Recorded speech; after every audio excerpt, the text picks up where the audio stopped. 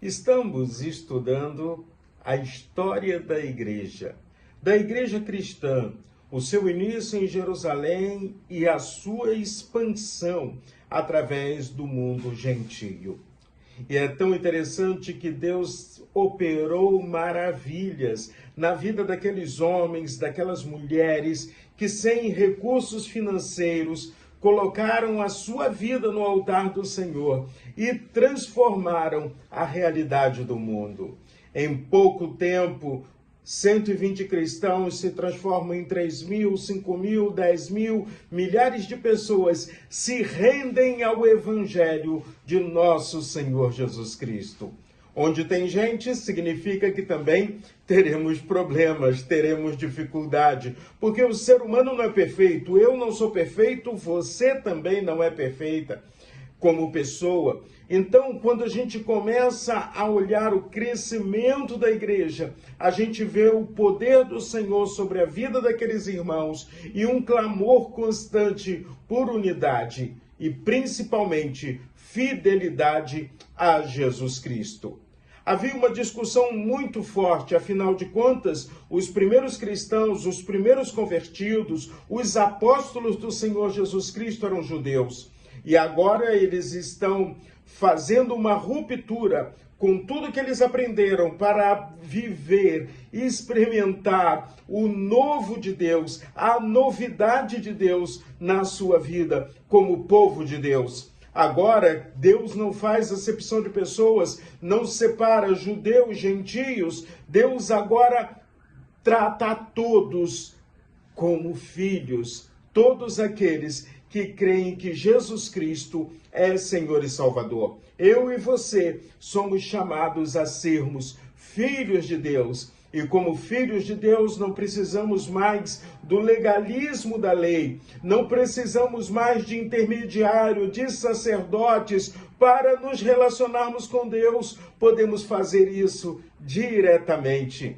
A boas novas do Evangelho é essa. A porta foi aberta para que todos aqueles que creem em Jesus sejam povo de Deus.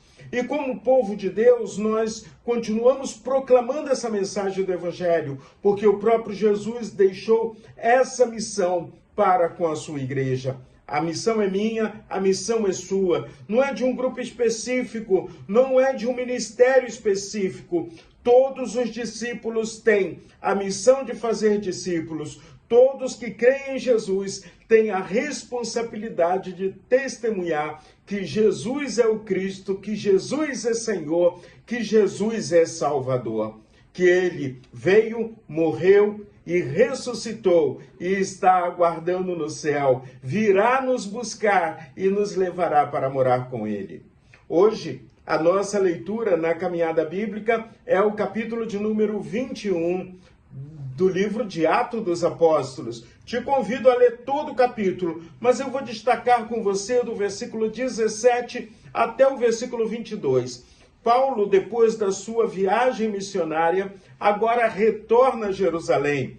Ele foi avisado que passaria por dificuldades, seria perseguido, seria preso e provavelmente seria morto, iria sofrer o martírio. Ele tinha consciência de tudo isso, mas ele sabia que tinha uma missão especial e Deus cumpriu na vida de Paulo tudo aquilo que tinha falado para ele, avisado a ele, profetizado na vida dele, prometido a ele. Então vamos ler o texto bíblico, Atos dos Apóstolos, capítulo 21, do versículo 17 a 22, diz assim: Quando chegaram a Jerusalém, os irmãos nos receberam com alegria. No dia seguinte, Paulo foi conosco encontrar-se com Tiago, e todos os presbíteros se reuniram.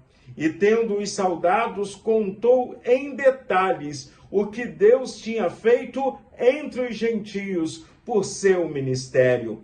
Ouvindo isso, eles deram glórias a Deus e lhe disseram: Você percebe, irmão, que há milhares de judeus que creram e todos são zelosos da lei. Eles foram informados que você ensina a todos os judeus entre os gentios a apostatarem de Moisés, dizendo-lhe que não deve circuncidar os filhos, nem andar segundo os costumes da lei. Que faremos? Certamente saberão que você já chegou. Essa porção da palavra de Deus é o encontro do apóstolo Paulo com aqueles que estavam, os seus companheiros de viagem, e a igreja representada em Jerusalém por Tiago e os presbíteros da igreja ali naquele lugar. Eles ficaram felizes, eles deram glória a Deus pelo ministério de Paulo junto aos gentios, mas tinha um problema. O problema é que aqueles que eram legalistas, que nós chamamos de judaizantes, queriam trazer para dentro da igreja cristã os costumes da lei. E Paulo estava os ensinando que Jesus Cristo cumpriu a lei, que nós não podemos fazer nula o amor de Deus. E aí então, quando a gente olha para tudo isso, vem uma pergunta.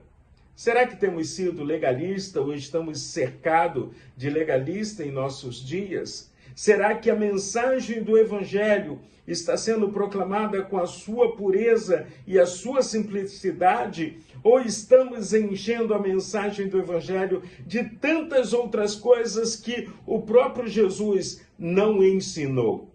Então, vamos repensar na nossa caminhada cristã, porque Deus tem coisas grandiosas a fazer na sua vida, na minha vida e através de nós. Então, vamos caminhar com esse Jesus.